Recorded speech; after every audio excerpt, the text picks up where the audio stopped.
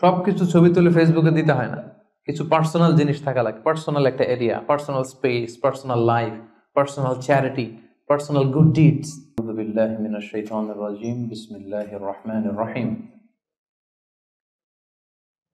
মহান আল্লাহ রাব্বুল ইজ্জা ওয়াল জালালের দরবারে আমরা শুকরিয়া জ্ঞাপন করছি যে আল্লাহ তাআলা আজকে আমাদেরকে এশার সালাতের পরে এরকম চমৎকার একটি সোশ্যাল গ্যাদারিং এ একত্রিত হওয়ার তৌফিক এনায়েত করেছেন। আমরা শুরুতেই ফরমালি আল্লাহ তাআলাকে থ্যাঙ্কস জানাই, শুকরিয়া জানাই। আমরা সবাই পড়ছি কালিমাতুশ শুকর, আলহামদুলিল্লাহ। আজকের এই প্রোগ্রামে আমি সহিহ বুখারী থেকে একটি হাদিস আপনাদের সাথে শেয়ার করব, যে হাদিসটিতে আল্লাহ রাসূল সাল্লাল্লাহু আলাইহি ওয়াসাল্লাম 7 শ্রেণীর ব্যক্তিকে কিয়ামতের দিন আল্লাহ তাআলা আরশের ছায়ার নিচে ছায়া দিবেন। এই বিখ্যাত হাদিসটা আপনাদের সামনে উপস্থাপন করার চেষ্টা করব এবং আশা করব যে আপনারা মনোযোগ দিয়ে শুনবেন, যাতে করে শেষে আপনাদের কাছ থেকে আমি 1-2 মিনিটের সামান্য কিছু ফিডব্যাক নিতে পারি যে আপনারা কতটুকু বুঝতে পারলেন। সো মনোযোগটা একেবারে আমার দিকে হবে, হ্যাঁ, ডানে বায়ে কোনো দিকে তাকানো যাবে না। হাদিসটি সহিহ বুখারীতে এসেছে আর হাদিসটির বর্ণনাকারী হচ্ছেন সাইয়েদনা আবু হুরায়রা রাদিয়াল্লাহু তাআলা আনহু। عن أبي هريرة رضي الله تعالى عنه قال قال رسول الله صلى الله عليه وسلم 7 يظلهم الله في ظله يوم لا ظل إلا ظله إمام عادل وشاب نشأ في عبادة الله ورجل قلبه معلق بالمساجد ورجلان تحابا في الله اجتمعا عليه وتفرقا عليه ورجل دعته امرأة ذات منصب وجمال فقال إني أخاف الله ورجل تصدق بصدقة فأخفاها حتى لا تعلم شماله ما تنفق يمينه ورجل ذكر الله خاليا ففاضت عيناه رواه البخاري। এটা হচ্ছে হাদিসের টেক্সট। তো আবু হুরায়রা রাদিয়াল্লাহু তাআলা আনহু বর্ণনা করেন যে আল্লাহ রাসূল সাল্লাল্লাহু আলাইহি ওয়াসাল্লাম তিনি বলেছেন 7 শ্রেণীর ব্যক্তিকে, 7 ধরনের ব্যক্তিকে আল্লাহ তাআলা কিয়ামতের দিন in the day of judgment তার আরশের নিচে ছায়া দিবেন, যেদিন আল্লাহর আরশের ছায়া ছাড়া আর কোনো ছায়া থাকবে না। এর মধ্যে প্রথম শ্রেণী হচ্ছে ইমামুন আদিল, মানে the just ruler, the just king, ন্যায়পরায়ণ শাসক। প্রথম শ্রেণী হচ্ছে ন্যায়পরায়ণ শাসক বা রাষ্ট্রপ্রধান। 2 নম্বর হচ্ছে ওয়াশাবুন নাশা ফি ইবাদাতিল্লাহ, এমন যুবক যে তার যৌবনটাকে আল্লাহর ইবাদতে কাটিয়েছে। 3 নম্বর হচ্ছে ওয়ারাজুলুন কলবুহু মুআল্লাকুন বিল মাসাজিদ, এমন ব্যক্তি যার হৃদয়টা সবসময় মসজিদের সাথে লেগে থাকে, মসজিদের সাথে ঝুলে থাকে। 4 নম্বর হচ্ছে ওয়ারাজুলান তাহাব্বা ফিল্লাহ ইজতামা আলাইহি ওয়া তাফাররাকা আলাইহি, এমন 2 ব্যক্তি যারা একে অপরকে আল্লাহর জন্য ভালোবাসে, পৃথক হলেও আল্লাহর জন্য ভালোবাসাটা বজায় থাকে, একসাথে থাকলেও আল্লাহর জন্য ভালোবাসাটা বজায় থাকে। 5 নম্বরে হচ্ছে এমন ব্যক্তি দাআতহুম ইমরাআতুন যাতু মানসিবিন ওয়া জামাল, এমন ব্যক্তি যাকে সম্ভ্রান্ত বংশের খুব সুন্দরী রূপসী ভেরি বিউটিফুল লেডি একজন নারী তাকে পাপ কাজের জন্য আহ্বান করেছে, কিন্তু সেই পাপ কাজে সাড়া না দিয়ে প্রত্যাখ্যান করে বলেছে ইন্নী আখাফুল্লাহ, আমি এই কাজ করতে পারবো না, কারণ আমি ভয় পাই একজনকে, তিনি কে? আমি আল্লাহকে ভয় পাই। 6 নম্বর হচ্ছে ওয়ারাজুলুন তাসাদ্দাকা বিসাদাকা ফাআখফাহা হাত্তা লা তা'লামা শিমালুহু মা তুনফিকু ইয়ামিনুহু, এমন ব্যক্তি যে গোপনে দান করে, এত গোপনে দান করে যে তার ডান হাত কি দান করে তার বাঁ হাত টের পায় না। সুবহানাল্লাহি ওয়া বিহামদিহি। 7 নম্বরে হচ্ছে ওয়ারাজুলুন যাকারাল্লাহা খালিয়ান ফাফাদাত আইনা, 7 নম্বর ব্যক্তি হচ্ছে এমন ব্যক্তি যে একা একা আল্লাহকে স্মরণ করে চোখের পানি ছাড়ে, আল্লাহকে স্মরণ করে, আল্লাহর জিকির করে, আল্লাহর ভয়ে তার অশ্রুসিক্ত হয়, তার চোখ বেয়ে দাঁড় দাঁড় করে পানি নামে। এই 7 শ্রেণীর ব্যক্তিকে আল্লাহ তাআলা আরশের নিচে ছায়া দিবেন, যেদিন কোনো ছায়া থাকবে না। এই হচ্ছে হাদিসের সরল বঙ্গানুবাদ। হাদিসটি সহিহ বুখারীতে এসেছে। হাদিসের টেক্সট থেকে পরে যে সহজ সরল বঙ্গানুবাদ করলাম, এটা আপনাদের মোটামুটি বুঝে আসছে না? বুঝে এসেছে। এরপরে ব্যাখ্যা করলে আরো ভালো বুঝতে পারবেন। এই হাদিসটির বর্ণনাকারী হচ্ছে আবু হুরায়রা রাদিয়াল্লাহু তাআলা আনহু। আবু হুরায়রা রাদিয়াল্লাহু তাআলা আনহুর নাম শুনেছেন আপনারা? আল্লাহ রাসূল সাল্লাল্লাহু আলাইহি ওয়াসাল্লাম একজন বিখ্যাত সাহাবী। ওনার নাম কিন্তু আবু হুরায়রা না, ওনার নাম হচ্ছে আব্দুর রহমান। আবু হুরায়রা রাদিয়াল্লাহু তাআলা আনহুর আসল নাম কি? সবাই বলতে হবে, আব্দুর রহমান। তো উনি আবু হুরায়রা হলেন কি করে? হিররাতুন মানে বিড়াল, আর হুরায়রা মানে ছোট্ট বিড়াল। তো উনি বিড়াল পালতেন, বিড়াল নিয়ে দুষ্টামি করতেন। আমাদের অনেকে শখ আছে, ঘরে আমরা বিড়াল পালি। তো উনি একবার ঢোলা জামা, এই জুব্বার আস্তিনের মধ্যে বিড়াল নিয়ে রাসূল সাল্লাল্লাহু আলাইহি ওয়াসাল্লামের কাছে আসছেন। আল্লাহ রাসূল দেখলেন যে আবু হুরায়রা বিড়াল নিয়ে দুষ্টামি করতেছে। তো আল্লাহ রাসূল সাল্লাল্লাহু আলাইহি ওয়াসাল্লাম রসিকতা করে মজা করে ডাক দিলেন, ইয়া আবা হুরায়রা, এই বিড়ালের বাবা। আসলে নাম কি ছিল? আব্দুর রহমান। টাকা দরকার ছিল ইয়া আব্দুর রহমান। এটা না ডেকে রাসূল সাল্লাল্লাহু আলাইহি ওয়াসাল্লাম মজা করে বললেন, ইয়া আবা হুরায়রা, হে বিড়ালের বাবা। তো রাসূল সাল্লাল্লাহু আলাইহি ওয়াসাল্লাম কিন্তু এরকম মজা প্রায়ই করতেন, প্রায় সাহাবাদের মধ্যে তিনি মজা করতেন, রসিকতা করতেন। তবে এটা হালাল রসিকতা ছিল, হালাল এন্টারটেইনমেন্ট। রাসূল সাল্লাল্লাহু আলাইহি ওয়াসাল্লাম একটু রসিকতা করে বললেন, ইয়া আবা হুরায়রা, হে বিড়ালের বাবা। তখন থেকে আবু হুরায়রা রাদিয়াল্লাহু তাআলা আনহুকে সবাই আব্দুর রহমান না বলে বিড়ালের বাবা বলে ডাকতে শুরু করলো। সুবহানাল্লাহ। এবং উনি নিজেও এটা নিজের জন্য পছন্দ করলেন, বিড়ালের বাবা। তো ওনার নাম হচ্ছে বেসিক্যালি আব্দুর রহমান, কিন্তু যেহেতু বিড়াল নিয়ে দুষ্টামি করতেন এবং রাসূল সাল্লাল্লাহু আলাইহি ওয়াসাল্লাম একবার যখন হে বিড়ালের বাবা বলে ডাক দিলেন, তারপর থেকে উনি কি হয়ে গেলেন? আবু হুরায়রা। উনি এই হাদিসটি বর্ণনা করেছেন, উনি নিজে শুনেছেন রাসূল সাল্লাল্লাহু আলাইহি ওয়াসাল্লামের কাছ থেকে এই হাদিসটি। উনি সর্বাধিক হাদিস বর্ণনাকারী সাহাবী, উনার চেয়ে বেশি হাদিস কোন সাহাবী বর্ণনা করেননি। 5374টি হাদিস বর্ণনা করেছেন। মসজিদে নববীর পাশে একটা বারান্দা আছে, এটাকে বলে সুফা। এই বারান্দায় যে সাহাবারা থেকে থেকে পড়াশোনা করতো ওনাদেরকে বলা হতো আহলে সুফা। আবু হুরায়রা রাদিয়াল্লাহু তাআলা আনহু এই আহলে সুফার সদস্য ছিলেন। উনি বলতেন যে আমাদের অনেক সাহাবারা ব্যবসা করতো, কেউ এটা করতো সেটা করতো, আমি কিছুই করতাম না। আমার শুধু খাওয়ার ব্যবস্থাটা হইলেই আমি রাসূল সাল্লাল্লাহু আলাইহি ওয়াসাল্লামের সাথে থাকতাম, সারাদিন থাকতাম, আর উনি যাই বলতো আমি এটা মানুষের কাছে বর্ণনা করে পৌঁছে দিতাম। সুবহানাল্লাহ। এজন্যই উনি এত হাদিস বর্ণনা করেছেন। শুরুতে উনি এত হাদিস বর্ণনা করতে পারতেন না। উনি একবার বললেন, ইয়া রাসূলুল্লাহ সাল্লাল্লাহু আলাইহি সাল্লাম, আসমাউ মিনকা হাদিসান কাসীরান, আমি তো আপনার কাছ থেকে অনেক হাদিস শুনি, ফালা আহফাজ, কিন্তু এগুলো আমার মনে থাকে না, কি করব? আল্লাহ রাসূল সাল্লাল্লাহু আলাইহি ওয়াসাল্লাম বললেন, উবসুত রিদাক, তুমি তোমার চাদরটা বিছিয়ে দাও। আবু হুরায়রা রাদিয়াল্লাহু তাআলা আনহু চাদর বিছিয়ে দিলেন। রাসূল সাল্লাল্লাহু আলাইহি ওয়াসাল্লাম ওই চাদরের মধ্যে এরকম হাত বুলিয়ে দিলেন, বললেন এবার এটা গায়ে দাও। এটা গায়ে দেওয়ার পর থেকে উনি বললেন, এরপর থেকে জীবনে যত হাদিস শুনেছি আল্লাহ রাসূল সাল্লাল্লাহু আলাইহি ওয়াসাল্লামের মুখ থেকে একটাও ভুলি নাই, একটাও ভুলিনি। রাসূল সাল্লাল্লাহু আলাইহি ওয়াসাল্লামের দোয়ার বরকত, রাসূল সাল্লাল্লাহু আলাইহি ওয়াসাল্লামের দোয়ার বরকতটা এরকম ছিল, উনি যদি কোনো লোনা পানির কুয়ার মধ্যে অজু করে কুলির পানি ফেলতেন, ওইটা মুহূর্তের মধ্যে মিঠা পানির কুয়া হয়ে যেত। গাছের মধ্যে ফল ধরে না, রাসূল সাল্লাল্লাহু আলাইহি ওয়াসাল্লাম টাচ করলে এর পরের বছর ফল হতে হতে একেবারে সয়লাব। আনাস রাদিয়াল্লাহু তাআলা আনহুর জন্য একবার দোয়া করে দিয়েছিলেন, আল্লাহ তাকে সন্তান বেশি দাও, তাকে সম্পদ বেশি দাও। তো সন্তানের দোয়া এত কাজে লাগছে, ওনার সব মিলে 82 জন সন্তান ছিল, 80 জন ছেলে 2 জন মেয়ে। আর উনি বলতেন যে আমার এমন খেজুরের বাগান ছিল, মদিনার সবার খেজুরের বাগান বছরে খেজুর দিত একবার, আমার খেজুরের বাগানে বছরে খেজুর হতো 2 বার। রাসূল সাল্লাল্লাহু আলাইহি ওয়াসাল্লামের দোয়ার বরকত। মদিনার অনেক নবজাতক সন্তানদের মাথায় চুল গজায় না, রাসূল সাল্লাল্লাহু আলাইহি ওয়াসাল্লাম কোনো নবজাতক সন্তানের মাথায় হাত বুলিয়ে দিলে মাথার চুল তাড়াতাড়ি বড় হয়ে যেত। বারাকা। রাসূল সাল্লাল্লাহু আলাইহি ওয়াসাল্লাম হাত বুলিয়ে দিলেন, ওই হাত বুলানো চাদর আবু হুরায়রা রাদিয়াল্লাহু তাআলা আনহু গায়ে পড়লেন, আর ভুলে না কিছু, আর কিছু ভুলে না। অনেক ওরিয়েন্টালিস্টরা আবু হুরায়রা রাদিয়াল্লাহু তাআলা আনহুর এই হাদিস বর্ণনার ব্যাপারে সাসপিশন ছড়ায়, সন্দেহ ছড়ায় যে উনি এত হাদিস শুনলো কবে? একজন মানুষকে এত হাদিস কারো কাছ থেকে শুনে মনে রাখতে পারে নাকি?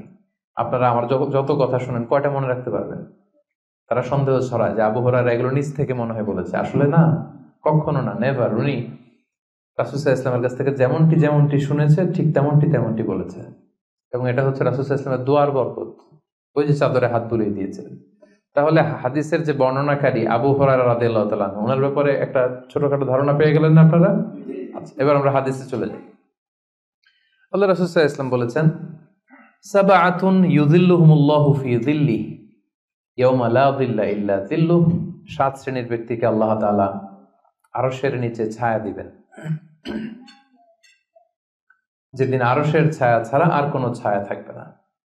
ইউযিল্লুহুমুল্লাহু ফি যিল্লিহি, আল্লাহ তাআলা সেদিন তার নিজের ছায়া দেবেন, বলতে উদ্দেশ্য হচ্ছে ফি যিল্লি আরশিহি, আল্লাহর আরশের ছায়ায় তিনি 7 শ্রেণীর ব্যক্তিকে সেদিন রাখবেন।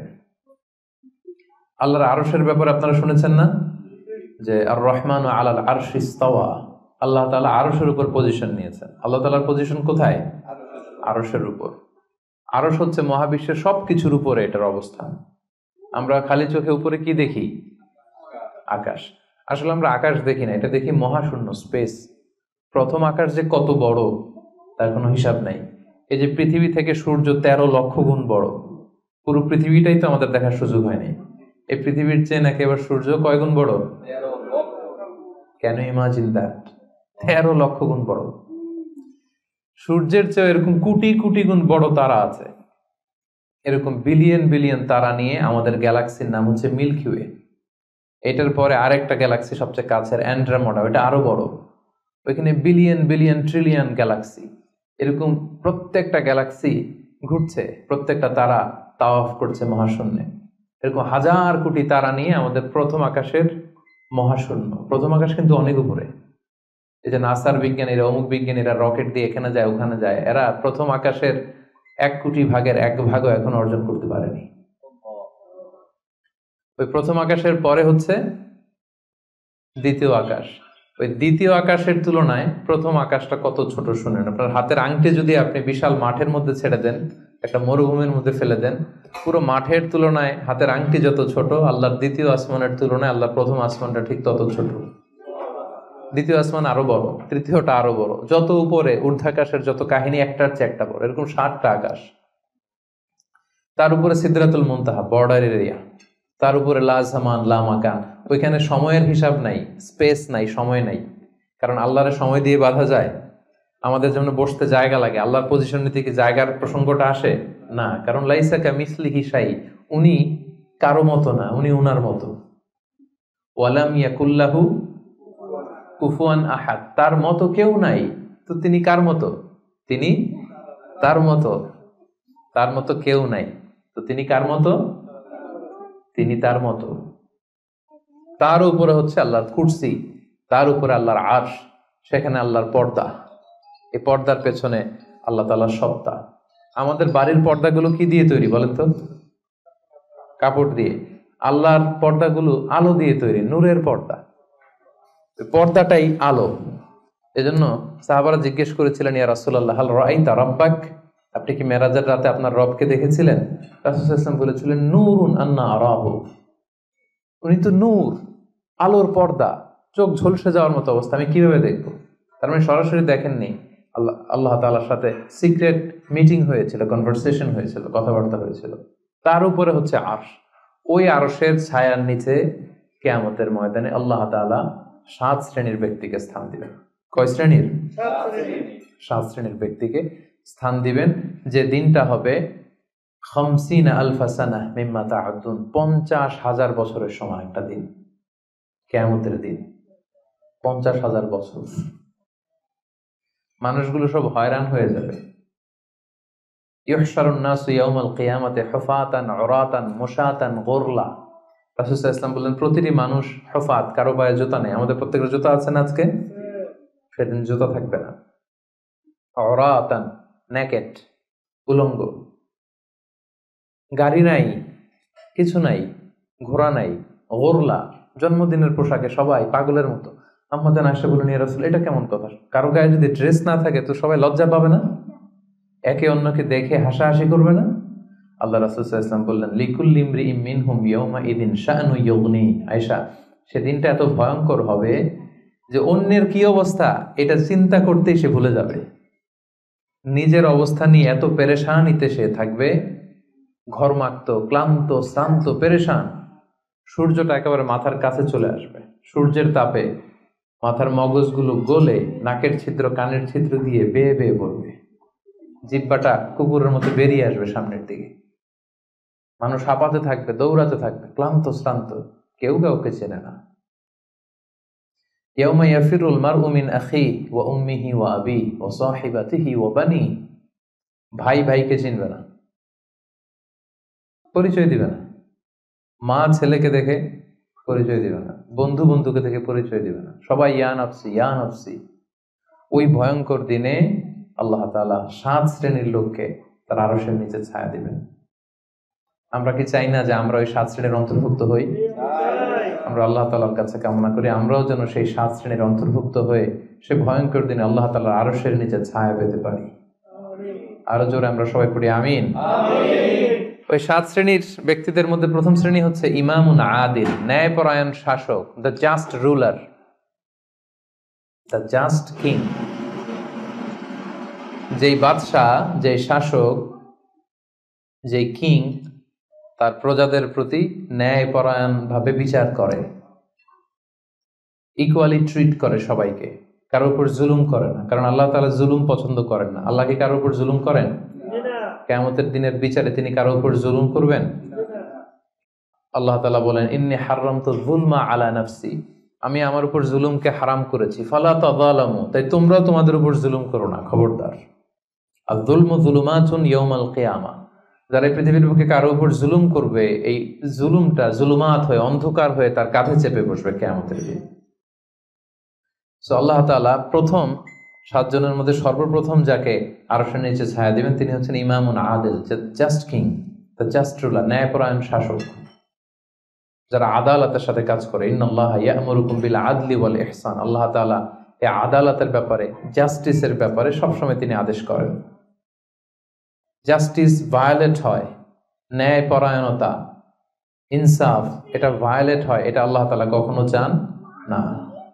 যারা বিচার করার সময় ন্যায় বিচার করে, উভয় পক্ষের কথা শুনে, যারা রায় দেওয়ার সময় ন্যায় সঙ্গতভাবে রায় দেয়, যারা জনগণের ট্রিট করার সময় সঠিকভাবে ট্রিট করে, সেই ধরনের রাজা যারা, সেই ধরনের কিং যারা, রুলার যারা, তারা সেদিন স্থান পাবে। এটা শুধু আল্লাহর কাছেই না, তারা যারা জাস্ট রুলার তাদেরকে দুনিয়ার মানুষরাও পছন্দ করে না অনেক। উদাহরণস্বরূপ বলছি, ফর এন এক্সাম্পল, এই যে রেসেপ তাইয়েব এরদোগান, জাস্ট উদাহরণ। আরো অনেক ভালো ভালো রুলার আছে, আপনারা আরো ভালো বলতে পারবেন।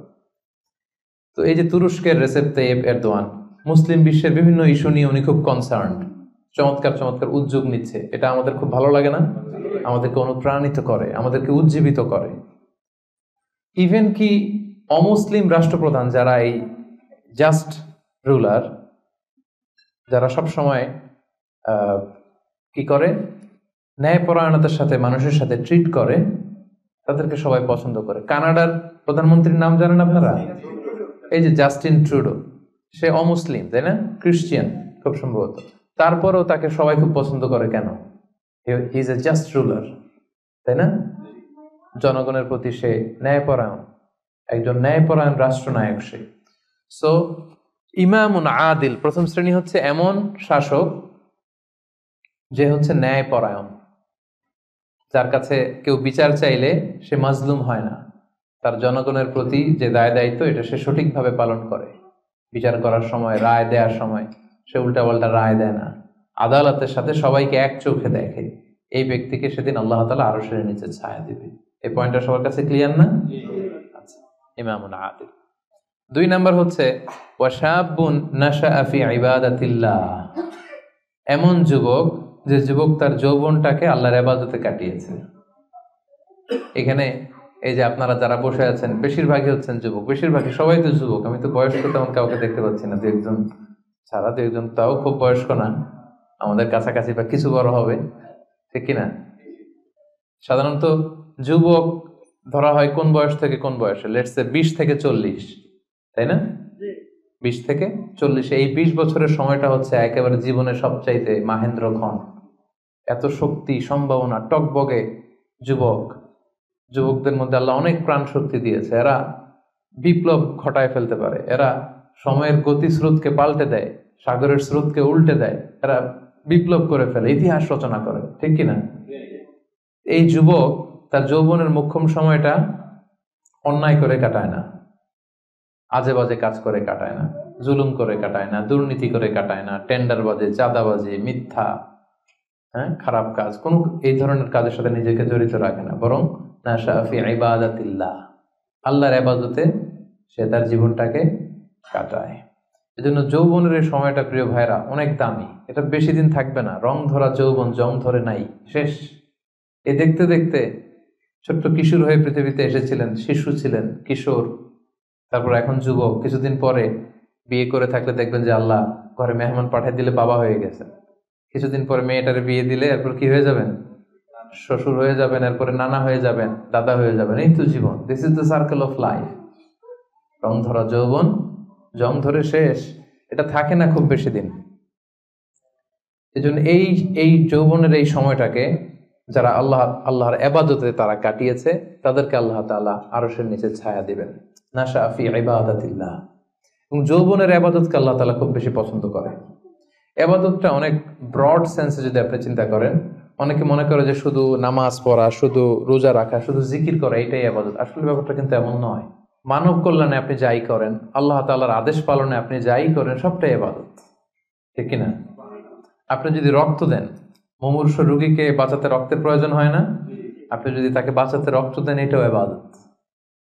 আপনি পরিবেশকে সুন্দর রাখার জন্য গাছ লাগালেন, এটাও ইবাদত। আপনি একজন মানুষ বিপদে পড়েছে, he doesn't know what to do, আপনি তাকে কনসালটেশন করলেন, কিছু সুন্দর পরামর্শ দিলেন, গাইড করলেন যে এইটা ভুল, এইভাবে করো। এই যে আপনি টাইম ব্যয় করলেন, কনসালটেশন দিলেন, এটা ইবাদত। অনেকে মনে করে যে শুধু তাসবিহ, জিকির, কোরআন তেলাওয়াত এগুলোই মনে হয় ইবাদত। না, যে পথেই আল্লাহর সন্তুষ্টি, যে কাজ করলে আল্লাহ তাআলা সন্তুষ্ট হন, এই সবগুলো কাজই কিন্তু ইবাদত। তাই যৌবনের এই মোক্ষম সময়টাতে আল্লাহ তাআলার ইবাদত করে আমাদেরকে কাটাতে হবে। আমা খালাকতুল জিন্না ওয়াল ইনসা ইল্লা লিয়াবুদুন। আমি মানব জাতি আর জিন জাতিকে কেবলই সৃষ্টি করেছি আমার ইবাদতের জন্য। এজন্য এই বয়সের, আপনাদের এই বয়সের অফিসে খুব ব্যস্ততা, এখানে খুব ব্যস্ততা, এরপরেও যে একটু কষ্ট করে নামাজটা পড়েন, হ্যাঁ, এরপরেও যে জামাতে আসেন, এরপরেও আপনি সুন্নাহ মোতাবেক চলতে যাচ্ছেন, দাঁড়িয়ে রাখছেন, এটা অনেক বড় ইবাদত। এটা আল্লাহ তাআলার কাছে অনেক বেশি প্রিয়। বৃদ্ধ বয়সের ইবাদতের চেয়ে যৌবনের ইবাদত আল্লাহর কাছে অনেক বেশি প্রিয়। এর কারণ হচ্ছে, বৃদ্ধ বয়সে ইবাদত ছাড়া করবেটা কি? ইবাদত ছাড়া তো সময়ই কাটে না। কারণ ঘরে এর কথা শোনার কেউ নাই, কেউ সময় দেয় না, রাতে ঘুম আসে না, 3টার দিকে ঘুম ভেঙে যায়। বাংলাদেশের কথা যদি বলি, দেখবেন যে মুরব্বীরা 3টা-4টার পরে নাকি ওনাদের ঘুমিয়ে আসে না। তো অজু করে ইমাম সাহেবের 1 ঘন্টা আগে আসে মসজিদে ফজর পড়তে। ইমাম সাহেব দেরি করলো কেন, মুয়াজ্জিন দেরি করলো কেন, ওনারা এটা বলে। কারণ ওই যে ঘুম আসে না, কি করবে? তখন তার ইবাদত করা ছাড়া সময়ই কাটে না। ওই ইবাদত আল্লাহর কাছে ততটা প্রিয় নয় যতটা প্রিয় হচ্ছে একজন যুবকের ইবাদত, ঠিক কিনা? আপনি যৌবন কালে যদি আল্লাহ তাআলা দাসত্ব করতে পারেন, ইবাদত করতে পারেন, আপনার বার্ধক্যে উপনীত হওয়ার পরে ইবাদত করতে না পারলে আল্লাহ তাআলা ইবাদত দিয়ে আপনার আমলনামা পূর্ণ করে দিবে। পূর্ণ করে দেবে। আপনি ফজরের সময় উঠতে পারতেছেন না, কোমরে ব্যথা, ডায়াবেটিস ইত্যাদি ইত্যাদি, আল্লাহ বলবে যুবক অবস্থায় কি করেছিল ওইটা দেখো, ওই সময় যা করছে ওইটা লিখে দাও। এই জন্য আল্লাহ রাসূল সাল্লাল্লাহু আলাইহি ওয়াসাল্লাম বলেছেন যে এই যৌবনটারে কাজে লাগাও। আল্লাহ রাসূল সাল্লাল্লাহু আলাইহি ওয়াসাল্লাম বলেছেন 5টা বিষয় আসার আগে 5টা জিনিসকে কাজে লাগাও। এর মধ্যে একটা হচ্ছে শাবাবাকা ক্বাবলা হারামিক, বার্ধক্য আসার আগে যৌবনকে কাজে লাগাও। সিহহাতাকা ক্বাবলা মারাদিক, অসুস্থতা আসার আগে সুস্থতাকে কাজে লাগাও। গিনাকা ক্বাবলা ফাকরিক, গরিব হয়ে যাওয়ার আগে তোমার ধনাঢ্যতাকে কাজে লাগাও। ফারাগাকা ক্বাবলা শুগলিক, ব্যস্ত হয়ে যাওয়ার আগে অবসরটারে কাজে লাগাও। হায়াতাকা ক্বাবলা মাউতিক, মৃত্যু আসার আগে জীবনটারে কাজে লাগাও। এই জন্য যৌবনটাকে যেন আমরা কাজে লাগাই প্রিয় ভাইরা। এবং কিয়ামতের ময়দানে 5টা প্রশ্ন করা হবে। এই 5টা প্রশ্নের উত্তর না দিয়ে কোনো বনি আদম পাই নাড়াতে পারবে না, পা নাড়াতে পারবে না। এর মধ্যে প্রথম প্রশ্ন আন হায়াতিহি ফিমা আফনা, তার জীবনটা সে কোন কাজে লাগিয়েছে। ও আন শাবাবিহি ফিমা আবলা, জীবনের মধ্যে যে যৌবন ছিল ওই সময় কি করছে। তো সে কি ইসলামের বিরুদ্ধে তার কাজ করেছে? হারাম কাজগুলোতে সময় ব্যয় করেছে? হারাম ব্যবসা করেছে? হারামের সাথে সম্পৃক্ত ছিল? ইসলাম বিরোধী গোষ্ঠীর সাথে সম্পৃক্ত ছিল? আপনাকে জিজ্ঞেস করা হবে যে এই যৌবনের সময়টা আপনি কি কাজে লাগিয়েছেন, নাকি ইসলামের পক্ষে ছিল, যা করেছে ইসলামের পক্ষে কাজে লেগেছে। সম্পদ কোত্থেকে উপার্জন করেছে, কোথায় ব্যয় করেছে, যতটুকু জেনেছে ততটুকু মেনেছে কিনা। এই 5টা প্রশ্নের উত্তর দেওয়ার আগে বনি আদম কিয়ামতের ময়দানে পাই নাড়াতে পারবে না। এজন্য দ্বিতীয় শ্রেণী হচ্ছে ওয়াশাবুন নাশাআ ফি ইবাদাতিল্লাহ, এমন যুবক যে তার যৌবনকে আল্লাহর ইবাদতে কাজে লাগিয়েছে। এজন্য যৌবনটাকে যেন আমরা কাজে লাগাই। মনে থাকবে সবার, সবাই কিন্তু আপনারা যুবক, এই সময়টা পাবো না, আমরা মিস করবো কিছুদিন পরে। এই যে কুচকুচে কালো দাড়ি, আপনার কি মনে হয় আজীবন এই কালোই থাকবে? তাহলে আমাদের দাদার গুলা সাদা করলো কে? নানার গুলা সাদা করলো কে? ওই বয়সে যাওয়ার পরে এই কুচকুচে দাড়ি, কালো চুল, এগুলো কি হয়ে যাবে? সাদা হয়ে যাবে। এটাই জীবন। সো সময়টাকে যেন আমরা কাজে লাগাই, আমরা যেন অন টাইমে জামাতের সাথে সালাদগুলো যেন আদায় করি, কোনো হারাম কাজের সাথে যেন আমরা সম্পৃক্ত না হই। খুব হিসেব করে করে আমাদের এই যৌবনের চমৎকার সময়টা যেন আমরা কাজে লাগাই। মনে থাকবে তো ইনশাআল্লাহ? 3 নাম্বার হচ্ছে ওয়ারাজুলুন কলবুহু মুআল্লাকুন বিল মাসাজিদ, এমন ব্যক্তি যার হৃদয়টা সবসময় মসজিদের সাথে ঝুলে থাকে, মসজিদের সাথে সবসময় লেগে থাকে, মসজিদের সাথে সম্পৃক্ত, মসজিদ ছাড়া আর কিছু ভালো লাগে না। এরকম কিছু টাইপ লোক আছে না? মসজিদ থেকে নামাজ পড়ে চলে আসছে বাসায়, কিন্তু মন পড়ে আছে কই? মসজিদে। আমাদের অনেকের যায় মসজিদে কিন্তু মন থাকে কই? বাড়িতে। উল্টা হয়ে যায় আর কি, উল্টা যেন না হয়। অনেকে দেখবেন যে জোহরের নামাজ পড়ে বাসায় আসছে, বাট মনটা পড়ে আছে মসজিদে। এই 3 নাম্বার ব্যক্তি হচ্ছে রাজুলুন কলবুহু মুআল্লাকুন বিল মাসাজিদ। 3 নাম্বার ওই ব্যক্তিকে আল্লাহ আরশের নিচে জায়গা দিবে যার হৃদয়টা মসজিদের সাথে লেগে থাকে। আর মসজিদ খুব ভালো লাগে। জোহর পরে বাসায় আসে কিন্তু মনটা পড়ে থাকে মসজিদে, ভাবে যে আসরটা পড়তে কখন যাব। আবার আসরের সময় যে যখন বের হয় মনে মনে ভাবে মাগরিবের সময় আমি কই থাকবো, আশেপাশে সূরাও থাকবে কিনা, মসজিদের জায়গা থাকবে কিনা, নামাজটা জামাতে হবে কিনা, একটা টেনশন, একটা পেরেশানি, সবসময় মসজিদের দিকে মনটা লেগে থাকে সব সময়। এই ধরনের লোককে আল্লাহ তাআলা সেদিন তার আরশের নিচে ছায়া দিবেন। একটা হাদিস আল্লাহ রাসূল সাল্লাল্লাহু আলাইহি ওয়াসাল্লাম বলেছেন যে মান গাদা ইলাল মসজিদি আও রাহা আ'আদাল্লাহু লাহু নুজুলান ফিল জান্নাতি কুল্লামা গাদা আও রাহা। সকাল সন্ধ্যা যে ব্যক্তি সবসময় মসজিদে যায়, যতবার সে মসজিদে যাবে ততবার আল্লাহ তাআলা জান্নাতের মধ্যে তার জন্য স্পেশাল একটা অ্যাপার্টমেন্ট তৈরি করবেন, স্পেশাল একটা বানকুয়েট হল তৈরি করবেন। এই যে এরকম বানকুয়েট হল, যেখানে তার হসপিটালিটি, তাকে আপ্যায়নের জন্য ফেরেশতারা বসে থাকবে। আল্লাহু আকবার। এজন্য মসজিদের সাথে যেন আমরা আমাদের সম্পর্কটাকে গড়ে তুলি। যদিও এই কোভিডের কারণে মসজিদে যাওয়ার সুযোগ খুব একটা আমাদের হচ্ছে না। আমি জানি না আপনাদের এলাকাগুলোতে কি অবস্থা, যেতে পারেন না। আমি নিজেও অনেক দিন মসজিদে নামাজ পড়তে পারছি না। মাঝে মাঝে আমাদের ইউনিভার্সিটিতে যেতাম জুমার সালাতে, এখন সেটাও যাওয়া যায় না, সুযোগ নাই। একটা সময় ছিল অনেকে যায় নাই, এখন মসজিদের দরজাগুলো বন্ধ। আমার মোহতারাম মরহুম নানা শ্বশুর গোলাম সরোয়ার সাইদি নানা ভাই ইন্তেকাল করেছেন, আপনারা জানেন। উনি চমৎকার একটা আলোচনা করেছিলেন। উনি বলছিলেন যে হে যুবক, তুমি কি এখনো মসজিদে যাবে না? তুমি কি দেখছো না গোটা বিশ্বের মসজিদগুলোতে তালা ঝুলছে? কখন তোমার হুঁশ ফিরবে? আর কবে তুমি নামাজি হবে? এখন তো তুমি চাইলেও যেতে পারবে না, এখন তো চাইলেও যেতে পারছি না, ঠিক কিনা? একটা সময় যাই নাই, অনেকেই যায় নাই। এখন মন চাচ্ছে মসজিদে যে নামাজ পড়বো, তারপরও যাওয়ার সুযোগ নাই। এই যে মালয়েশিয়াতে প্রায় 1 বছর ধরে আমরা মসজিদে রেগুলারলি যেতে পারছি না। কিছুদিন অবস্থা ভালো হলে খুলে দেয়, তারপরে আবার লকডাউন, আবার এমসিও, মুভমেন্ট কন্ট্রোল অ্যাক্ট। তো চাইলেও কিন্তু আমরা যেতে পারবো না। এবং এই পরিস্থিতি থেকে আসলে উত্তরণ হবে কিনা আমাদের কোনো গ্যারান্টি আছে? নতুন আরেকটা করোনা ভাইরাসের ধরন পাওয়া গিয়েছে ইউকেতে, লকডাউন, সব ইন্টারন্যাশনাল ফ্লাইট ক্যান্সেল। ওইটা নাকি এই কোভিডের 10 গুণ বেশি শক্তিশালী। এটা যদি 4 দিক থেকে হামলা করে, অ্যাটাক করে, আমরা যাবো কোথায়? একটা সময় মসজিদে আমরা যাই নাই, এখন চাইলেও যেতে পারছি না। যেন সম্মানিত ভাইয়েরা, আমরা আল্লাহ তাআলার কাছে দোয়া করি যে আমাদের এই কঠিন পরিস্থিতি থেকে আল্লাহ তাআলা আমাদেরকে উত্তরণ দিক, মসজিদগুলোকে আল্লাহ তাআলা খুলে দেওয়ার ব্যবস্থা করে দিক, আমরা যেন আবার আগের মতো মসজিদে যে আল্লাহ তাআলাকে সেজদা দিতে পারি। সো রাজুলুন কলবুহু মুআল্লাকুন বিল মাসাজিদ। 3 নাম্বার হচ্ছে এমন ব্যক্তি যার অন্তরটা সবসময় মসজিদের সাথে লেগে থাকে। দেখবেন অনেক লোক আছে মসজিদে গেলে ভালো ফিল করে, he feels good, he feels very comfortable.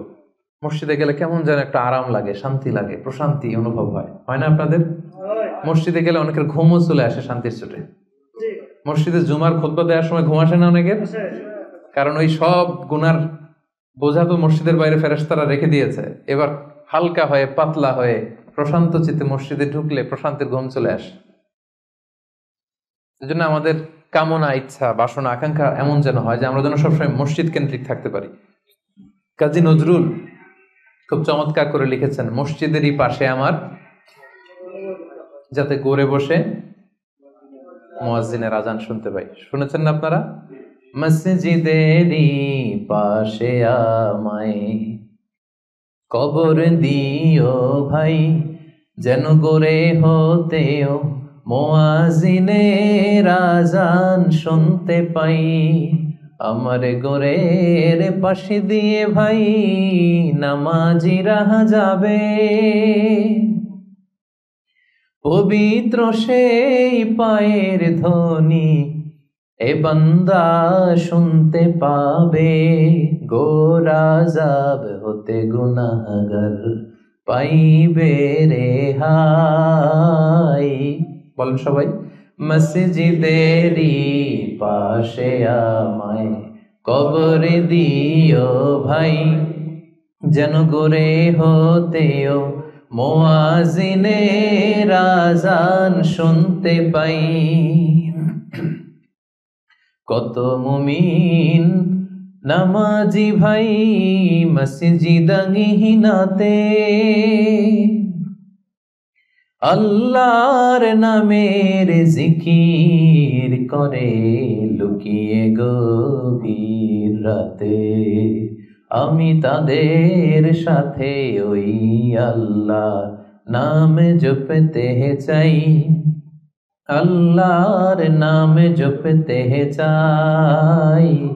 মসজিদেরই পাশে আমায় কবর দিও ভাই, যেন গড়ে হতেও মুয়াজ্জিনের আজান শুনতে পাই। পড়েন আমিন। অসাধারণ চেতনা, হোয়াট ইজ স্পিরিট। ঢাকা বিশ্ববিদ্যালয়ের পাশে, খুব সম্ভবত কেন্দ্রীয় লাইব্রেরির পাশে নজরুলের কবরটা আজও আছে। আমি জিয়ারত করেছি একবার, যে পাশে মসজিদ, কেন্দ্রীয় মসজিদ ঢাকা বিশ্ববিদ্যালয়ের, তার পাশেই নজরুলের কবর। আজান হচ্ছে, লোকেরা দোয়া করছে, কবর জিয়ারত করছে। কি চেতনা ছিল, হৃদয় থেকে দোয়াটা করেছেন, আল্লাহ কবুল করেছেন, আলহামদুলিল্লাহ। রাজুলুন কলবুহু মুআল্লাকুন বিল মাসাজিদ। 3 নম্বর ব্যক্তি হচ্ছে যার হৃদয়টা সবসময় মসজিদের সাথে ঝুলে থাকে, সালাতের সাথে ঝুলে থাকে, সিজদার সাথে ঝুলে থাকে। মসজিদের সাথে সম্পর্ক আমরা বাড়াবো তো এখন থেকে, ইনশাআল্লাহ। রাজি আছেন সবাই? ইনশাআল্লাহ। আচ্ছা, চতুর্থ শ্রেণী হচ্ছে রাজুলানি তাহাব্বা ফিল্লাহ ইজতামা আলাইহি ওয়া তাফাররাকা আলাইহি। এমন 2 ব্যক্তি যারা একে অপরকে আল্লাহর জন্য ভালোবাসে, যারা একে অপরকে আল্লাহর জন্য ভালোবাসে। আল্লাহর জন্য ভালোবাসা, তারা যাই করে আল্লাহর জন্য করে। আমরা একে অপরের সাথে দেখা হলে বলি না, ভাই উহিব্বুকা ফিল্লাহ, আপনাকে আমি আল্লাহর জন্য ভালোবাসি, বলি না? এই যে আল্লাহর জন্য ভালোবাসা, একে অপরকে আল্লাহর জন্য যদি কেউ ভালোবাসে, এই 2 জন লোককে আল্লাহ তাআলা সেদিন আরশের নিচে ছায়া দেবে। হাদিসে কুদসিতে আল্লাহ তাআলা সেদিন বলবেন, আইনাল মুতাহাব্বুনা বিজালালি, আমার জন্য একে অপরকে ভালোবাসছি তারা কোথায়? কোথায় তোমরা যারা আমার জন্য একে অপরকে ভালোবেসেছো, কোথায় তোমরা আসো? আজকে উযিল্লুকুম ফি যিল্লি ইয়াওমা লা যিল্লা ইল্লা যিল্লি, আজকে আমার আরশের নিচে আমি তোদের ছায়া দিয়ে রাখবো। আজকে আমার দেয়া ছায়া ছাড়া আর কোনো ছায়া নাই। তাই আমরা একে অপরকে যারা আল্লাহর জন্য ভালোবাসবো, তাদেরকে আল্লাহ তাআলা সেদিন আরশের নিচে ছায়া দিবেন। সুবহানাল্লাহ পড়েন। সুবহানাল্লাহ। আল্লাহর জন্য ভালোবাসা কি?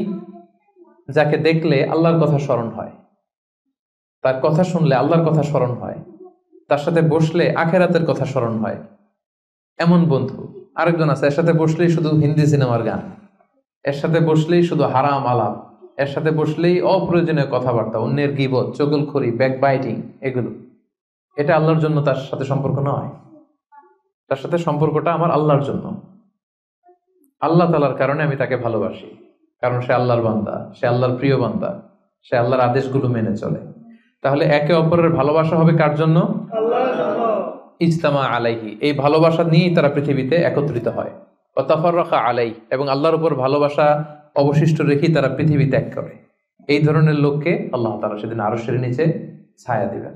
যেন আমাদের সব কাজগুলো যেন প্রিয় ভাই একমাত্র আল্লাহর খুশির জন্য হয়। দুনিয়ার লোভের জন্য, দুনিয়ার স্বার্থের জন্য কোনো কাজ করা যাবে না। আপনি যদি দুনিয়ার স্বার্থের জন্য কোনো কাজ না করে শুধু আল্লাহর খুশির জন্য করেন, দুনিয়ার স্বার্থ এমনি উদ্ধার হয়ে যাবে, আই গ্যারান্টি। আপনি কয়েকদিন প্র্যাকটিস করে দেখেন যে যেটাই করব আমার আল্লাহ এই কাজে সন্তুষ্ট কিনা, এটা আপনি দেখে করেন, দেখবেন দুনিয়ার সবকিছু আপনার হাতের মুঠোয় চলে আসবে। ওটা দুনিয়াটা আপনার হাতের মুঠোয় আসবে যদি আল্লাহকে আপনি এইখানে স্থান দেন। আর দুনিয়াটার এইখানে স্থান দিলে গোটা দুনিয়া আপনাকে অপমান করে ছাড়বে, ঠিক কিনা? এজন্য আমাদের ভালোবাসা যেন হয় শুধু কার জন্য? আল্লাহ রাসূল সাল্লাল্লাহু আলাইহি ওয়াসাল্লামকে আল্লাহ তাআলা আদেশ করেছে, হে নবী আপনি বলে দেন, কুল ইন্না সলাতি ওয়া নুসুকি ওয়া মাহইয়ায়া ওয়া মামাতি লিল্লাহি রাব্বিল আলামিন।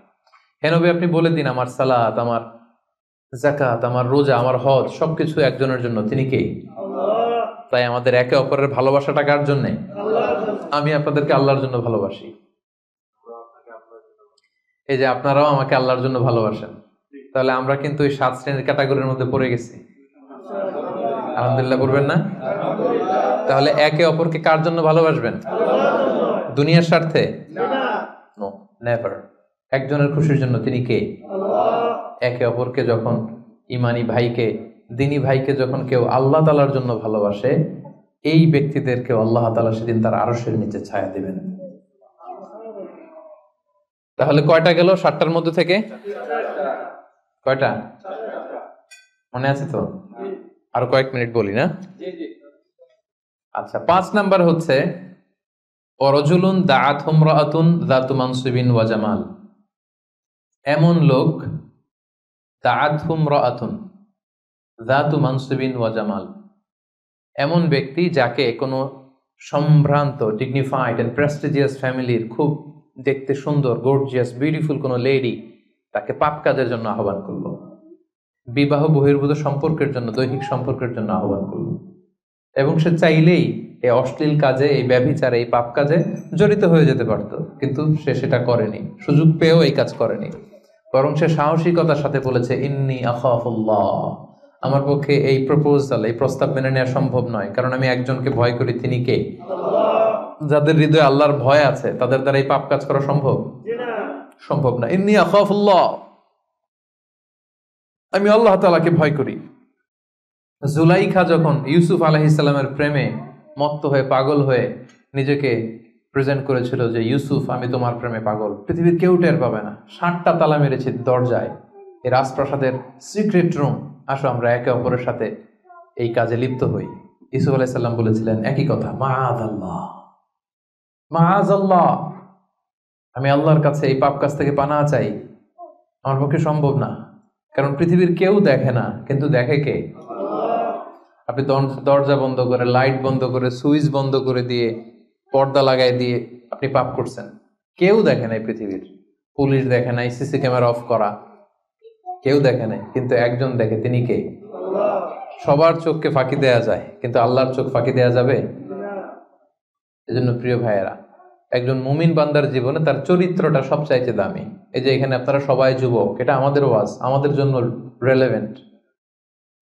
এজন্য ইংরেজিতে বলা হয় when money is lost something is lost, যখন টাকা নষ্ট হয়, টাকা হারায়, এটা সামথিং, হাতের ময়লা আবার আসবে।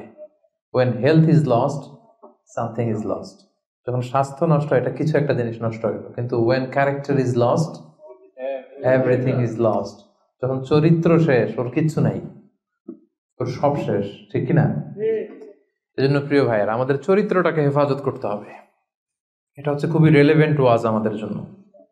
শয়তানের হাতছানি, চাকচিক্যময় হাতছানি আমাদেরকে পাপের পথে নিয়ে যেতে পারে, কিন্তু খবরদার, ইউসুফ আলাইহিস সালামের সেই শিক্ষা যেন আমরা ধারণ করি। আমরা যেন বলি মাআযাল্লাহ, ইন্নী আখাফুল্লাহ, আমি আল্লাহ তাআলাকে ভয় করি। আমি কাকে ভয় করি? আল্লাহ তাআলাকে। আল্লাহ ইজ ওয়াচিং মি, আল্লাহ আমাকে দেখছেন, পৃথিবীর কেউ দেখে না, কিন্তু দেখে কে? আল্লাহ। আল্লাহ তাআলা তিনি দেখেন। এজন্য আল্লাহ তাআলা বিশ্বাসীদেরকে বলেছেন কুল্লিল মুমিনিনা ইয়াগুদ্দু মিন আবসারিহিম, হে নবী আপনি বিশ্বাসীদের বলুন তারা যেন তাদের চোখকে নামায়, lower your eyesight, lower your gauge, নিজের চোখের লাগাম টেনে ধরতে হবে, ওয়াহফাযু ফুরুজাহুম, এবং নিজের প্রাইভেট, নিজের লজ্জাস্থানের হেফাজত করতে হবে। আল্লাহ রাসূল সাল্লাল্লাহু আলাইহি ওয়াসাল্লাম বলেছেন মাইয়াদমান লি মা বাইনা লিহিয়াইহি ওয়া মা বাইনা রিজলাইহি আদমান লাহুল জান্নাহ। একটু খেয়াল করে শুনেন, আল্লাহ রাসূল বলেছেন, আমার যে উম্মত আমাকে দুইটা অঙ্গের গ্যারান্টি দিবে যে এই দুই অঙ্গ দিয়ে সে কোনো পাপ করবে না, তাহলে ওই উম্মতকে আমি জান্নাতের গ্যারান্টি দিয়ে দিলাম। অঙ্গ দুইটা কি? এক হচ্ছে দুই চোয়ালের মাঝখানে যে অঙ্গটা থাকে মানে জিহ্বা, আরেক হচ্ছে দুই পায়ের মাঝখানে যেটা থাকে প্রাইভেট মানুষের লজ্জাস্থান। এই দুইটা অঙ্গের গুনাহ করবে না বলে যদি কোনো উম্মত আমার গ্যারান্টি দেয়, আমি আমার ওই উম্মতকে জান্নাতের গ্যারান্টি দিব। এজন্য চক্ষুকে হেফাজত করতে হবে, নজরকে হেফাজত করতে হবে। বিশ্বাসীদের বৈশিষ্ট্য হচ্ছে ওয়াল্লাযীনা হুম লিফুরুজিহিম হাফিজুন, বিশ্বাসীরা তাদের প্রাইভেট লজ্জাস্থানের হেফাজত করে। তারা বিয়ে ছাড়া অন্য কোনো ভাবে যৌন সম্পর্কে জড়ায় না, তারা একটা বৈধ যৌন সম্পর্কে, হালাল যৌন সম্পর্কে তারা জড়ায়। বিয়ে ছাড়া কোনো যৌন সম্পর্ক ইসলাম আমাদের জন্য হালাল করে নাই। এজন্য যুবকদেরকে বিষ্ণু ঈসা ইসলাম বলেছেন, ইয়া মা'আশারাশ শাবাব মান ইসতাতাআ মিনকুমুল বাআতা ফালিয়াতাযাওয়াজ, যাদের সক্ষমতা আছে আর্থিক এবং শারীরিক, ফালিয়াতাযাওয়াজ, বিয়ে করো। ফাইন্নাহু আগাদ্দু লিল বাসার, বিয়ে করলে চোখ নিম্নগামী হয়। ওয়া আহসানু লিল ফারাজ, লজ্জাস্থান হেফাজতে থাকে। ওয়া মান লাম ইয়াস্তাতি, যার সক্ষমতা নাই বিয়ে করার, ফাআলাইহি বিসসাওম, সে রোজা রাখো। সে কি করো? রোজা রাখো। ফাইন্নাহু লাহু বিজা, কারণ এই রোজার মাধ্যমে তাকে পাপ কাজ থেকে আল্লাহ তাআলা বাঁচাবেন। সুবহানাল্লাহ। এখানে বিয়ে করছেন না সবাই? সবাই বিবাহিত? আচ্ছা, আলহামদুলিল্লাহ। আল্লাহ তাআলা খুব দ্রুত যারা বিয়ে করে নাই তাদেরকেও বিয়ের ব্যবস্থা করে দেয়। বিয়েটা কিন্তু ভাই অনেক বরকতের। বিয়েটা কি? অনেক বরকতের। হালাল পন্থায় আল্লাহর দেয়া যৌবনকে উপভোগ করুন। মুমিনের সম্পর্ক হয় শুধু হালালের সাথে, হারামের সাথে মুমিনের কোনো সম্পর্ক আছে? সম্পর্ক নাই। যে বিয়ে করে তার দিনদারি, দিনের অর্ধেক পূর্ণ হয়ে যায়। আল্লাহ রাসূল সাল্লাল্লাহু আলাইহি ওয়াসাল্লাম বলেন, কেউ যখন বিয়ে করলো তার দিনের অর্ধেক পূর্ণ হয়ে গেল। ফালিয়াত্তাকিল্লাহা ফিন নিসফিল বাকি, বাকি অর্ধেকের ভয় করলেই চলবে তার, এখন অর্ধেক পূর্ণ হয়ে গেছে। আল্লাহু আকবার। আল্লাহ রাসূল সাল্লাল্লাহু আলাইহি ওয়াসাল্লাম বলেছেন, নিকাহ মিন সুন্নতি, বিয়ে আমার সুন্নাত। ফামান রাগিবা আন সুন্নতি ফালাইসা মিন্নি, যে আমার সুন্নতকে ঘৃণা করে ও আমার উম্মত হতে পারে না। যারা বিয়ে করতে চায়, বিয়ে করে নিজের পাপ থেকে নিজেকে বাঁচাতে চায়, তাদেরকে সাহায্য করা আল্লাহ নিজের জন্য ওয়াজিব করে ফেলেছেন। তিন শ্রেণী, আল্লাহ বলে 3 ধরনের ব্যক্তিকে সাহায্য করা আমি আল্লাহর উপর ওয়াজিব। কয় শ্রেণীর? 3 শ্রেণীর। এর মধ্যে এক শ্রেণীর হচ্ছে যে বিয়ে করতে চায়, আর নাকিহ আল্লাযী ইউরিদুল আফাফ, পুত পবিত্র থাকতে যে, চরিত্র বাঁচাতে যে বিয়ে করতে চায়, টাকা নাই, সমস্যা এটা সেটা, কিন্তু খুব চাচ্ছে বিয়ে করতে। আল্লাহ বলে ওই যুবককে হেল্প করা আমি আল্লাহর জন্য ওয়াজিব হয়ে গিয়েছে।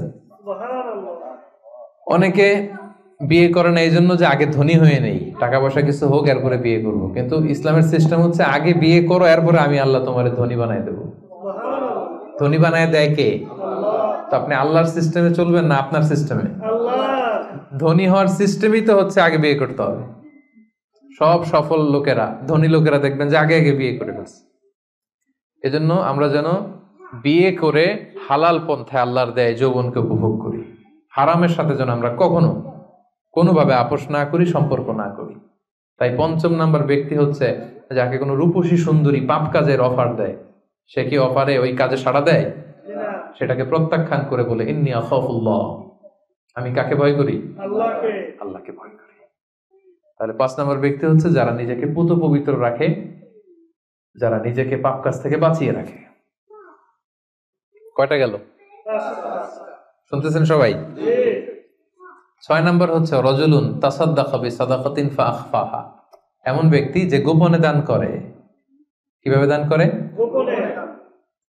কতটা গোপনে দান করে? হাত্তা লা তা'লামু শিমালুহু মা তুনফিকু ইয়ামিনু, এত গোপনে দান করে যে তার ডান হাত কি দান করেছে বাম হাত সেটা টের পায় না। সুবহানাল্লাহ। এই হাত দিলে কি এই হাত সাথে থাকবে না? তারপরও আল্লাহ রাসূল সাল্লাল্লাহু আলাইহি ওয়াসাল্লাম হাদিসের ভাষ্যটা, বাক্য চয়নটা এমন ভাবে করেছেন যে এত গোপনে দেয় যে এই হাত কি করে এই হাতই জানে না, এই হাত কি করে এই হাতই জানে না, গোপনে দান করে। প্রকাশ্যে দান করা জায়েজ, দেখিয়ে দান করা জায়েজ আছে, কিন্তু শ্রেষ্ঠ দান, ভালো দান হচ্ছে গোপনে দান। কারণ দেখিয়ে দান করলে এটা আল্লাহর কাছে কবুল হতেও পারে, নাও হতে পারে। আপনার মনের মধ্যে রিয়া, লোক দেখানো ভাব থাকতে পারে, তাই না? আমাদের দেশে অনেক প্রোগ্রামে, মসজিদে, মাহফিলে বলে যে অমুক ভাই চেয়ারম্যান সাহেব, অমুক এমপি, অমুক দানবীর, উনি 1 লক্ষ টাকা, বলেন মারহাবা। তো সবাই বলে মারহাবা, আর ওনারও একটা ইচ্ছা যে আমার একটু বলুক সবাই মারহাবা, দানবীর বলুক, আমি যে শিল্পপতি, বিজনেস ম্যাগনেট, একটু নাম টাম হোক আমার। এই যে নাম হোক, একটু নাম ফুটানোর মানসিকতা নিয়ে যে 1,00,000 টাকা দান করলো, একটি টাকা আল্লাহর কাছে কবুল হয়নি। কারণ লোক দেখানো মানসিকতা নিয়ে নিয়ে করলে এটা আল্লাহ কবুল করে না। কারণ ওইখানে সে দুইজনের সন্তুষ্টি চাচ্ছে, লোকেও ভালো বলুক, আল্লাহও ভালো বলুক। নো, আল্লাহ এটা নেবেন। এই শিরক করে ফেলছেন। শিরক মানে আল্লাহর সাথে যদি কাউরে আবার সাথে চান, আপনি অন্য কাউকে চাইতে পারবেন না, দেখাতে হবে একজনকে, তিনি কে? এটাকে বলা হয় শিরকুল আসকার, ছোট শিরক। লৌকিকতা, লোক দেখানো মানসিকতা, এটা ছোট শিরক, বড় শিরক না, এটা ছোট শিরক। তো এই লৌকিকতার মানসিকতা আমাদেরকে বন্ধ করতে হবে। অনেক দানবীর, দানশীল ব্যক্তি কিয়ামতের দিন জাহান্নামে যাবে। আল্লাহ বলবে যাও, go to the hell fire, জাহান্নামে যাও। সে বলবে আল্লাহ আমি তো কোটি কোটি টাকা দিয়েছি, ইয়াতিমখানা করলাম, মসজিদ করলাম, এটা করলাম, চ্যারিটি ফাউন্ডেশন করলাম, এত দান সদকা করার পরে আমি জাহান্নামে যাব? আল্লাহ বলবেন সেটা তুমি করেছো, মানুষ তোমাকে হাতেন তাই বলবে, দানবীর বলবে, তোমাকে বিজনেস ম্যাগনেট বলবে, নাম ফুটানোর জন্য বলছো। তো নাম তো দুনিয়াতে হয়েছে, যেটা চাইছিলে ওটা তো পাইছো, আমার কাছে কি? আমার কাছে তোমার জন্য কিচ্ছু নাই, যাও জাহান্নামে যাও। ওইরকম দানশীল যেন আমরা না হয়, আল্লাহ আমাদেরকে হেফাজত করুক। গোপনে দান, যদিও সেটা অল্প হয়। কেউ নাই, একটা লোক বসে আছে অন্ধ, আস্তে করে 100 টাকা বের করে দিয়ে দিলেন, কেউ দেখে নাই, দেখার দরকারও নাই। যিনি দেখার দরকার উনি দেখছে, উনি কে? আল্লাহ। মসজিদের দান বাক্স 500 টাকা দিয়ে দিলেন, কেউ দেখে নাই। এটা দুনিয়ার কাউকে খুশি করার জন্য আপনি দেননি, শুধু আল্লাহকে দেখানোর জন্য দিয়েছেন। এই দানটা আল্লাহ খুব পছন্দ করে। সাদাকাতুস সির তুতফিউ গাদাবার রব, গোপন দান আল্লাহর রাগকে প্রশমিত করে, আল্লাহর রাগকে কমিয়ে দেয়। গোপন দান, জন্য এই গোপন দানটা খুবই জরুরি। মুসনাদে আহমদ ইবনে হাম্বলের একটি হাদিস, পৃথিবী যখন আল্লাহ বানালেন, পৃথিবী কাঁপতে আরম্ভ করেছে, হেলে দুলে পড়ছে। আল্লাহ পৃথিবীতে পাহাড় নামিয়ে দিলেন, পাহাড় ঢুকিয়ে দিলেন। পাহাড় যখন প্যারেকের মতো ঢুকিয়ে দিলেন পৃথিবীতে, পৃথিবী আর কাঁপে না, আর ভূমিকম্প হয় না, আর নড়ে না। এই দৃশ্য ফেরেশতারা দেখে তো অবাক, বললেন এই আল্লাহ, পাহাড়ের এত শক্তি যে পৃথিবীর মধ্যে পাহাড় যখন প্যারেকের মতো ঢুকাই দিলেন, পৃথিবী আর কাঁপে না, পৃথিবী একেবারে স্টেবল। ইয়া রাব্বি হাল মিন খালকিকা শাইউন আশাদ্দু মিনাল জিবাল, আল্লাহ আপনার সৃষ্টির মধ্যে পাহাড়ের চাইতে শক্তিশালী কি কিছু আছে? ফেরেশতারা জিজ্ঞেস করতেছে। আল্লাহ বলেন আছে। কি সেটা? আল হাদিদ, লোহা। আল্লাহ বললেন লোহা পাহাড়ের চাইতে শক্তিশালী, কারণ লোহা দিয়ে পাহাড় কাটা যায়, ঠিক না? লোহার হাতুড়ি দিয়ে পাহাড় কাটা যাবে না? কাটা যাবে। ফেরেশতারা বললেন হে আল্লাহ, হাল মিন খালকিকা আশাদ্দু মিনাল হাদিদ, তাহলে লোহার চেয়েও কি শক্তিশালী কিছু আপনার সৃষ্টিগুলোর মধ্যে আছে? আল্লাহ বললেন আছে, সেটা হচ্ছে আন্নার, আগুন। কারণ আগুনের মধ্যে লোহা ঢেলে দিলে লোহা গলে যায়, তাইলে লোহা শক্তিশালী নাকি আগুন? আগুন শক্তিশালী। ফেরেশতারা আবার আশ্চর্য হয়ে বলল হে রাব্বি হাল মিন খালকিকা শাইউন আশাদ্দু মিনান নার, আল্লাহ আগুনের চাইতে শক্তিশালী কিছু আছে? আছে। আলমা, পানি। আল্লাহ বললেন পানি আরো শক্তিশালী, কারণ আগুন দাউ দাউ করে জ্বলে, ওখানে পানি দিলে কি হয়? আগুন থপ করে নিভে যায়। ফেরেশতারা আবার অবাক হচ্ছে, বললেন ইয়া রাব্বি হাল মিন খালকিকা শাইউন আশাদ্দু আলাল মা, পানির চাইতে শক্তিশালী কি কিছু আছে আপনার সৃষ্টির মধ্যে? আল্লাহ বললেন আছে। আর রিহ, বাতাস, কারণ বাতাসের ধাক্কায় পানি একদিক থেকে আরেক জায়গায় যায়। জলের মধ্যে যখন বাতাসের উচ্ছ্বাস হয়, জলোচ্ছ্বাস তৈরি হয়, তাহলে বাতাস আরো শক্তিশালী। ফেরেশতারা বললেন ইয়া রাব্বি হাল মিন খালকিকা আশাদ্দু মিনার রিহ, আল্লাহ বাতাসের চাইতেও কি কোনো শক্তিশালী কিছু এই মহাবিশ্বে আছে? আল্লাহ বললেন আছে। সেটা কে? বনি আদম। এমন বনি আদম যে গোপনে দান করে, এমন বনি আদম যে সিক্রেটলি চ্যারিটি করে, মানুষকে দেখাতে যায়, আস্তে করে 2 টাকা, আস্তে করে 10 টাকা, আস্তে করে 50 টাকা, আস্তে করে 1,00,000 টাকার চেক পাঠায় দিল একটা এতিমখানায়, কেউ দেখে নাই, দেখাইতেও চায় না উনি। এই লোকটা ওই বাতাসের চাইতে বেশি শক্তিশালী। আল্লাহু আকবার। তাহলে গোপন দান আল্লাহর কাছে এত প্রিয়, যারা গোপনে দান করে তাদেরকে আল্লাহ তাআলা সেদিন আরশের নিচে ছায়া দিবেন। সুবহানাল্লাহ। এজন্য প্রিয় ভাইরা, আমাদের প্রত্যেকের কিছু গোপন আমলের দরকার আছে। গোপন, এটা কাউরে দেখানোর দরকার নেই, সবকিছু মানুষকে দেখাতে হয় না, সবকিছু ছবি তুলে ফেসবুকে দিতে হয় না। কিছু পার্সোনাল জিনিস থাকা লাগে, পার্সোনাল একটা area, personal space, personal life, personal charity, personal good deeds, এটা লাগবে আপনার। এটা আল্লাহ তাআলা বেশি পছন্দ করেন। হাল্লাকা সিররুন ইনদাল্লাহ বাইনাকা আনতা ওয়া বাইনাল্লাহ, এমন কোন গোপন জিনিস তোমার আর তোমার রবের মাঝে আছে যেটা তোমার রব ছাড়া কেউ জানে না।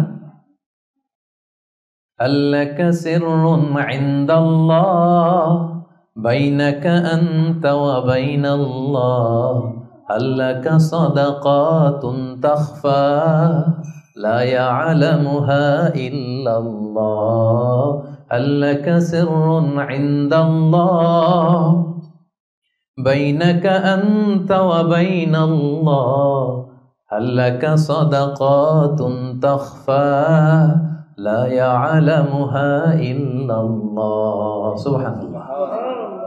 তোমার আর তোমার রবের মাঝে এরকম গোপন কোনো ডিলিংস আছে যেটা কেউ জানে না? জীবনে কখনো গোপন দান করছো যেটা কেউ দেখেনি? ওইটাই কাজে লাগবে। এজন্য ষষ্ঠ শ্রেণী হচ্ছে ওই ব্যক্তি যে গোপনে দান করে, সিক্রেট চ্যারিটি করে। গোপনে দান করতে রাজি আছেন তো সবাই? নট নেসেসারি যে খুব বিগ অ্যামাউন্ট লাগবে। 1 রিঙ্গিট, কয় রিঙ্গিট? ওইটারে আল্লাহ পেলে পুষে উহুদ পাহাড়ের সমান উঁচু করে আপনার আমল নামায় ঢুকাই দিবে। কটা গেল?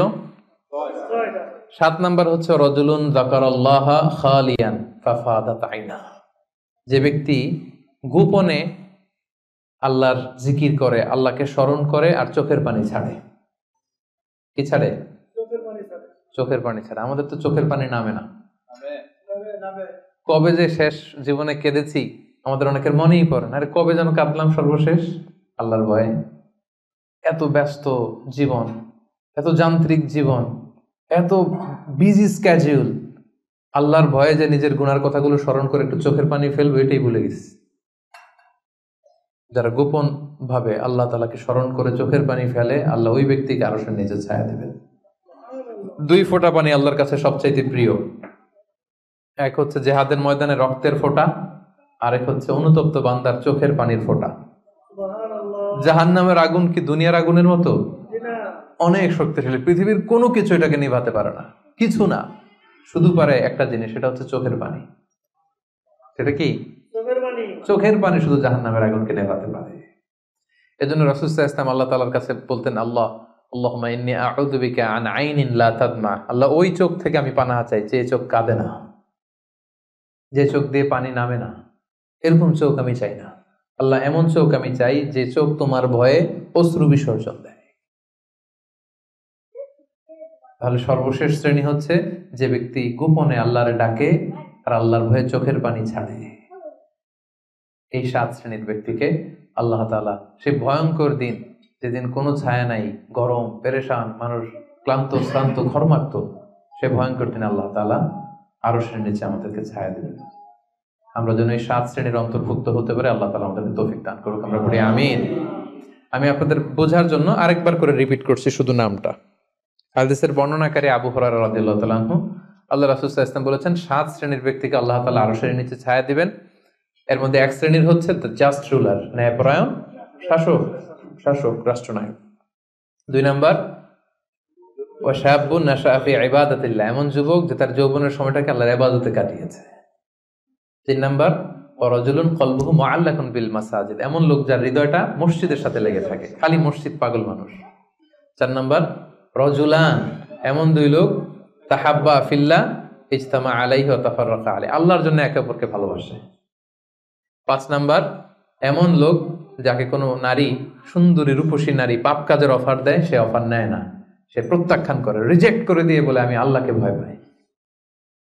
6 নাম্বার যে গোপনে দান করে, সিক্রেট চ্যারিটি করে, লোক দেখানো দান নয়। 7 নাম্বার যে ব্যক্তি গোপনে আল্লাহর জিকির করে আর চোখ দিয়ে দাঁড় করে পানি নামে। এই 7 শ্রেণীর ব্যক্তিকে আল্লাহ তাআলা তার আরশের নিচে ছায়া দিবেন। এখন আমাদের প্রতিযোগিতা করা দরকার না যে আমরা এই 7টা গুণের কতটা নেয়া আমাদের পক্ষে সম্ভব। আমরা জানি যে আমরা জাস্ট রুলার এটা হইতে পারবো না, আমরা তো দেশের প্রধান হইতে পারবো না, কিন্তু আমরা তো যুবক, আমাদের যৌবনটা আমরা আল্লাহর ইবাদতে কাটাতে পারি, তাই না? আমরা মসজিদের সাথে মন্ত্র ঝুলায় রাখতে পারি, পাপ কাজের অফার আসলে সেটা ঠেকায় রাখতে পারি, কি বলেন? তারপর গোপনে দান করতে পারি, কেঁদে কেঁদে আল্লাহর কাছে জীবনের গুনার কথা স্মরণ করতে পারি। এই গুণাবলীগুলো যেন আমরা আমাদের জীবনে অর্জন করে সেদিন ওই ভয়ঙ্কর দিনে যারা আরশের নিচে ছায়া পাবে আমরা যেন তাদের অন্তর্ভুক্ত হতে পারে। আল্লাহ আমাদেরকে তৌফিক দান করুন। আরো জোরে পড়েন আমিন।